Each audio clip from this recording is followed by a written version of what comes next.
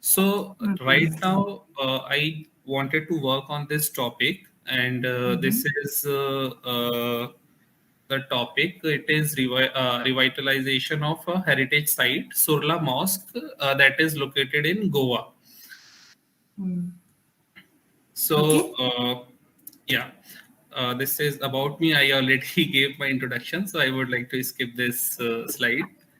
So, first of all, I would like to tell you about Surla Mosque. This Surla Tar Mosque, that is the oldest surviving mosque in Goa, and it have been constructed by Adil Shah. He was the ruler of there is a dynasty of Bijapur, and he constructed this mosque in 16th century. So, in this mosque, the masjid, however, it is moreover original structure to revenge of the time until it was rebuilt. It was rebuilt in 1956 and restored to its former glory.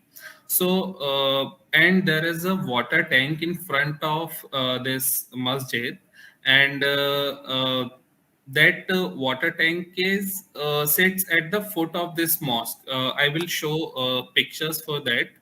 And this masjid is located beside a river that is Mandovi River. So this is the masjid. First of all, I would like to tell the location of this masjid. This is located in Goa district.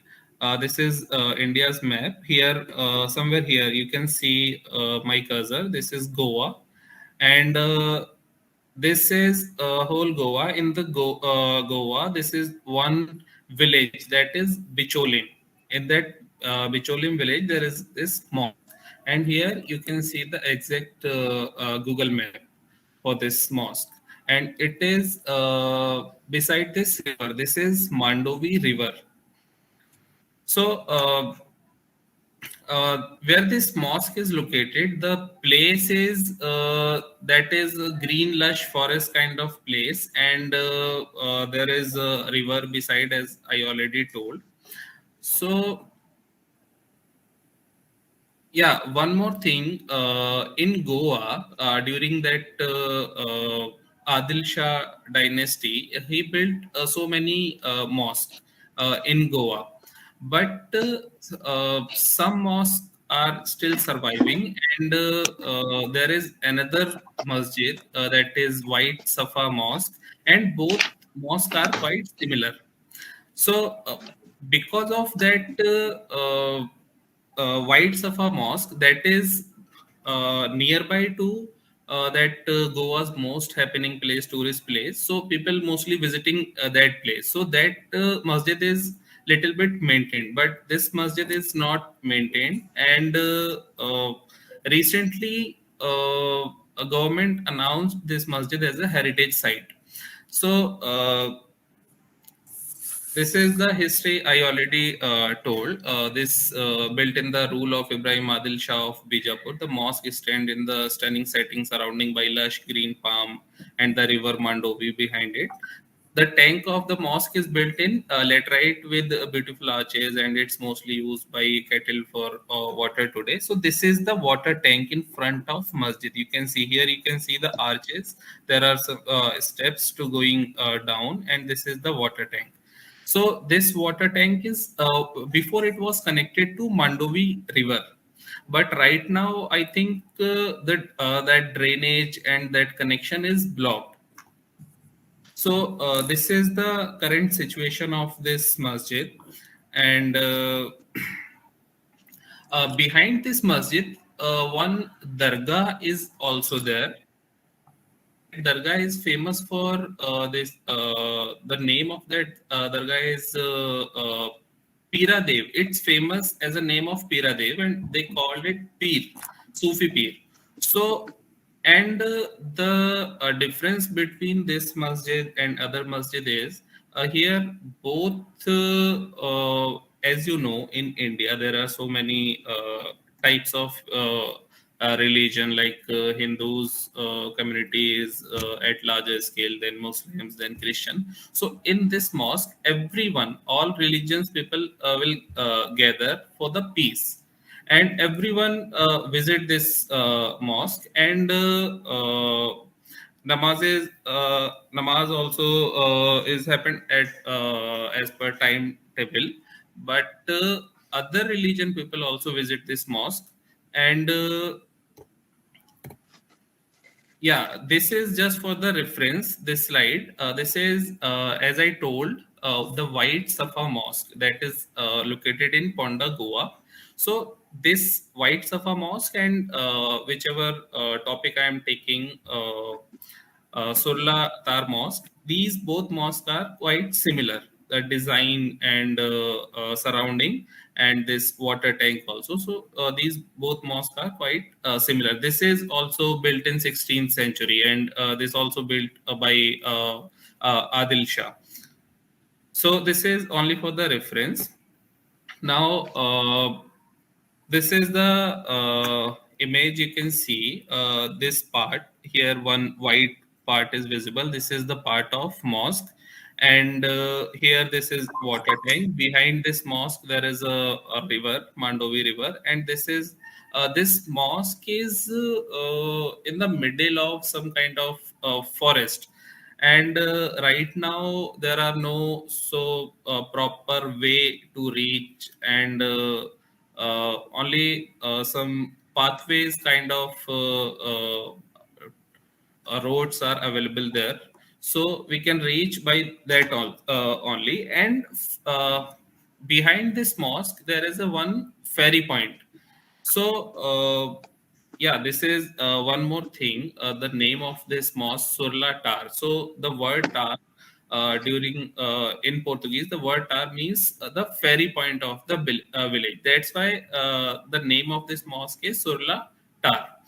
And ferry point is just behind this mosque, there at the point of river. So, as you saw that water tank in front of masjid, the water tank is not used today. There is a separate tap near the tank which is used for ablution and that wuzu. And there was underground drainage which used to run from the tank and empty into the river. For that part of, as I told, tap near the tank for that. And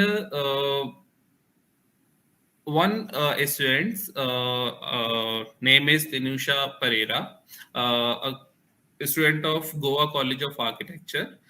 He quoted this thing regarding the blockage of this water tank in his study. Because right now I didn't visit the site actually. So if you will okay with this topic, then I will plan my visit accordingly. So I collected all the data from old studies, and whatever the data is available online. So this is the study of one student of Goa College of Architecture. And after that, there is a single untied road run between the mosque and the river bank, which lead to Ganjem Ambeshi. That is a place nearby this mosque.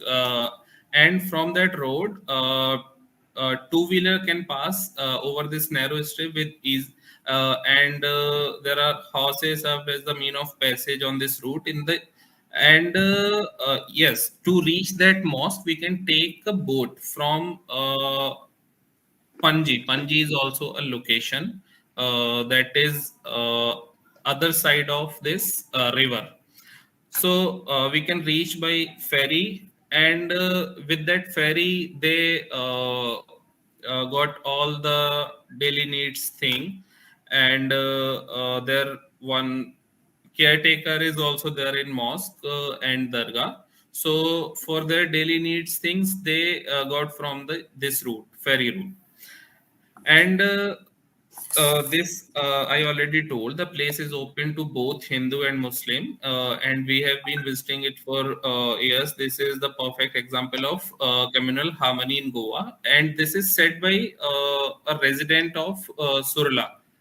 His name Viraj Govikar. So this I took from some interview what he said. And this is the, as I told, there is a dargah behind this mosque. So here you can see this white structure. This is the part of mosque, and behind this another structure you can see. This is the dargah. So this is complete. This dargah also will come in the campus of this mosque. So this is the thing you can see in first image, that is photo of dargah, and second image you can see that is behind this mosque. So and I got some other information from news, that is the there one 5 day long Shikmu festival also happened in this area, usually conclude with the procession to the mosque, and Hindu villagers pay gratitude to the saint for bridging the gap between both communities, and they called this ceremony Bhovartalo. This is the name of that ceremony.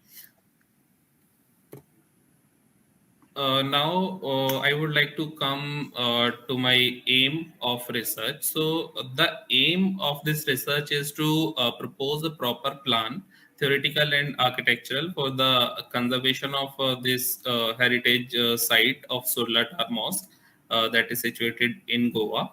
So, I would like to propose a proper plan, proper connectivity, because right now there is no proper connectivity, there is no proper master plan, but still many tourists are visiting this place, and most of the tourists are visiting this place only for the peace, and this is a very peaceful kind of place, and so this is my aim, to propose a proper plan. Now, I would like to tell my objectives. So, objective one is to study about the historical and architectural background of the monument and the current policies of government of heritage sites in India. So, for this objective, what is my research methodology? I will do literature review using secondary sources, journal article, reviews, academic books, government policies, and guidelines. So this research methodology I will use for this. My second objective is to analyze the existing condition of the monument and surrounding. So for this objective, I will use a methodology, primary data collection. I'll do detailed site analysis, and I'll try to find out users, who are the users, Muslim and non-Muslim, and I would like to get their point of view about this mosque. What they thought about this mosque through questionnaire and interview. And my third objective is to find out the best method for the conservation of the monument, the built structure, and redevelopment of the surrounding of the monument. So, for this third objective, I would like to use methodology, literature review method, and case study methods. If first I will try to find out if somewhere similar kind of projects are available. So I would like to do live case study and literature studies also. So this is my third methodology. Now, my fourth objective is to propose a proper plan, theoretical and architectural, for the conservation of this Surla Tar Mosque. So, for this fourth objective, what methodology I will use? On the basis of finding, a proper plan will be proposed in the form of recommendation for the monument, and drawings, master plan, and landscape plan for whole site. So these are my objectives. Thank you.